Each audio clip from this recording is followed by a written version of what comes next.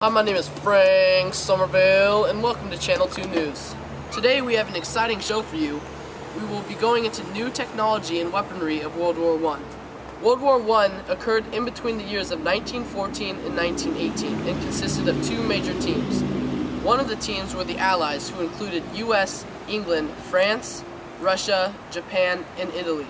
The other team was the Central Powers, who included Germany, Austria-Hungary, Bulgaria, and the Ottoman Empire. In this battle, there were four main fronts. These four fronts was the Western Front. This is where the most casualties were happening due to gruesome trench warfare. In order to defend the territory and attack the other team, each side had to keep coming up with new technology and weaponry to help themselves fight against the opposing team. At first, the rifle and the bayonet were almost the infantry's only weapon at the beginning of the war.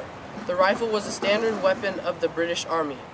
Although the rifle was very accurate, as the enemy drew closer, it became less practical due to the slow rate of fire. But that's where the bayonet came in handy. It allowed the soldier the cutting power of a knife and also the extra range because it was attached to the end of the gun. Since weapons would determine who won or lost the war, each team raced to design better weapons. Unlike the rifle, the machine gun was designed with a belt feeder containing multiple rounds. Machine guns fired up to 500 rounds a minute, and its accuracy exceeded that of the rifles. One type of light machine gun was called the Lewis gun, and it was used by the Australian troops.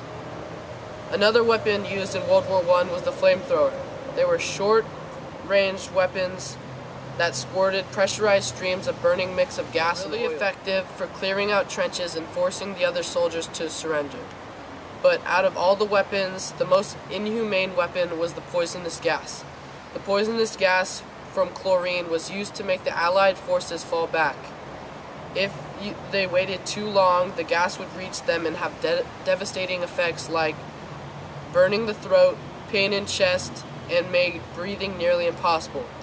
Each side was developing more devastating gas, and in 1918, the mustard gas was created, and it was the worst gas of them all. The last weapon I am going to talk about was a new defensive weapon created by the British Army called the tank. In 1915, the first tank called Little Willie was introduced and was greatly improved in the next couple of months to become a superior weapon. Now, that's the end of my story, and now over to my co-host, Misia Kailelia. I'm Gasia Mikalelia, and we have a special guest today. Hello, I am Frank Luke. Luke is a skilled fighter pilot who is excellent in warfare. Yes, I took down a total of 8 balloons and 3 enemy pilots. Wow, that is very skilled. Thank you. What kind of plane do you typically use? I typically use the 95th Aero Squadron. What new technologies did your plane use? It was recently a turret synchronizer used in order to shoot the propeller without contact. How did this affect airborne warfare? It allowed planes to effectively take out enemies more efficiently than before. How was the war before the synchronizer? It was very difficult because most pilots couldn't use firepower in the air because it would either hit the propeller or it was hard to aim and wasn't mounted. Luke, you're known as a rebellious soldier. Explain some of the things you did. Well, Gasia, it's a little personal, but I'll tell you. I wasn't used to the authorities, so I didn't listen and often ditched my duties. Thank you for that personal information. No problem. How many planes does each side of the war contain?